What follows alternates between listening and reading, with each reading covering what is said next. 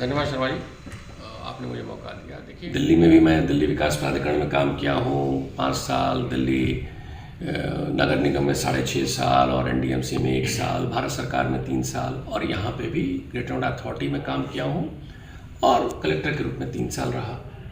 बागपत में भी 1-1.5 साल काम किया, 2 साल काम किया। तो दिल्ली का जिस तरह से डेवलपमेंट हुआ, वहाँ के प्लानर्स ने 50 के दशक में दिल्ली विकास प्राधिकरण और दिल्ली नगर निगम के एक्ट बनाए जी। दिल्ली बहुत ही डेवलप इलाका है। नोएडा, ग्रेटर नोएडा प्रोग्रेस कर रहा है। मैं इसको व्यक्तिगत रूप से अगर एक सिंपल एनालॉजी दूं तो गौतम बुद्ध नगर में Noida, Greater Noida West is a child of Delhi ji. Delhi की जो समस्याएं हैं वो किसी न किसी रूप में एक चेंज फॉर्मेट में आने वाले समय में, वर्तमान में और आने वाले समय में नोएडा, ग्रेटर नोएडा में भी आ सकती हैं जी।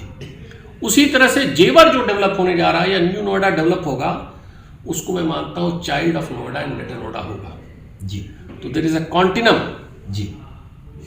दिल्ली को समझना चाहिए प्रशासनिक और शासनिक दृष्टि, शासक की दृष्टि से, और नोएडा, ग्रेटर नोएडा वेस्ट, जेवर और न्यू नोएडा को भी उसी पॉइंट ऑफ व्यू से समझ के प्लान करना चाहिए कि जो वहाँ पे दिक्कतें हैं वो यहाँ पे आ सकती हैं। इसलिए व्यक्तिगत रूप से मेरा तब भी मानना था कि विचारों का आदान प्रदान दिल्ली के इश्यूज और नोएडा, ग्रेटर नोएडा के इश्यूज के बीच में भी हमेशा होता रहे, जिससे अच्छी आइडियाज जहाँ पे भी हो वो यहाँ पे, जैसे दिल्ली में गार्बेज हैंडलिंग बड़ी प्रॉब्लम है।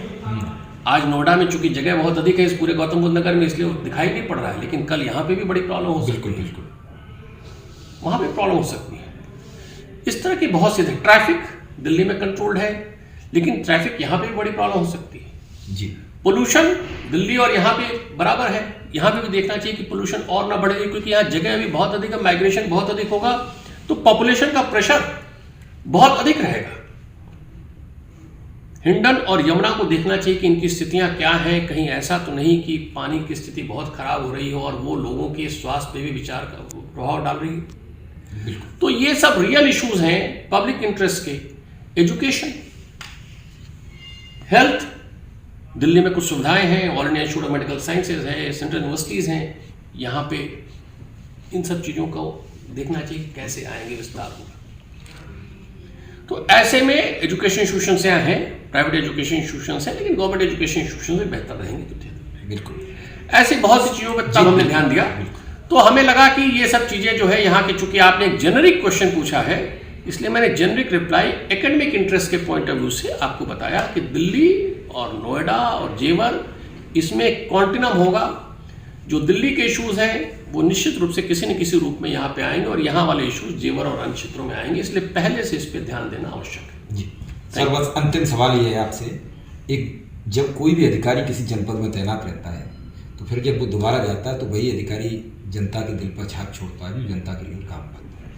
आप आज नोएडा में घूम रहे हैं, जा रहे हैं या लोगों से मिलते हैं तो लोग आपको हाथों हाथ ले रहे हैं, मैं सामाजिक छाप, ऐसी छाप क्या छोड़ी? मैं सामाजिक रूप से मिल रहा हूँ, नहीं, सामाजिक इश्यूज को डिस्कस करता हूँ, लेकिन मेरा ये मानना है कि जो लोग जनहित में इन्वॉल्व हैं, प्रशासनिक रूप से भी, वो हमेशा जनहित की समस्याओं को यदि ट्रांसपेरेंट और फेयर तरीके से करेंगे, हल करने की कोशिश करेंगे, और यदि जनता का विश्वास या लोगों का विश्वास, देखिए विश्वास से बड़ी कोई चीज नहीं होती। बिल्कुल। लास्ट पॉइंट किसी भी समाज में विश्वास होता है। बिल्कुल। तो जो लोग विश्वास पैदा कर सकते हैं, विश्वास गार्नर कर सकते हैं, उस विश्वास पे टिके रह सकते हैं, उससे बड़ी कोई चीज नहीं होती। तो जो जनता सम्मान देती है वो विश्वास के कारण देती है। जनता से बड़ा कुछ नहीं होता, उससे बड़ा केवल गॉड होता है। मैं डरखाइम की थ्योरी में बिलीव करता हूं, जिसमें समाज को भगवान के बराबर मानता हूं। खुद भी अद्वैतिक हूं, इसलिए किसी तरह का डिस्टिंक्शन नहीं मानता। बिल्कुल। लेकिन जनता से बड़ी कोई चीज नहीं होती और जनता में ही विश्वास सबसे बड़ी चीज होती है। और विश्वास जनता आपको लगातार देखती जाती है और उस पर ओपिनियन बनाती जाती है। विश्वास ऐसी चीज है जो कि एक्चुअली लोग जब महसूस करते हैं आपके रिस्पॉन्सेज ऑन पर्टिकुलर इश्यूज, तो जो उनके विचार डेवलप होते हैं उनका सम टोटल ही विश्वास को जनरेट करता है। तो ये मैं सौभाग्यशाली हूँ और मुझे बहुत अच्छा लगता है जो जनता जिस तरह से रिस्पॉन्ड करती है, लेकिन ये सामाजिक रूप से ही मैं चाहता हूँ। जी, आपने सुना, उन्होंने कहा कि विश्वास ही एक परंपरा है और विश्वास जिसने बना लिया वही जनता के बीच में जा सकता है। विश्वास नहीं है तो जनता स्वीकार नहीं करती है, और वो तभी स्वीकार करती है जब पद पर रहते हुए लोगों के लिए सुलभ, लोगों की बात सुनने के लिए हर समय तत्पर रहते हैं, तभी जनता आप पर विश्वास जाहिर करती है। जल्द फिर हाजिर होंगे किसी खास मेहमान के साथ, तब तक के लिए विदा लेंगे। नमस्कार।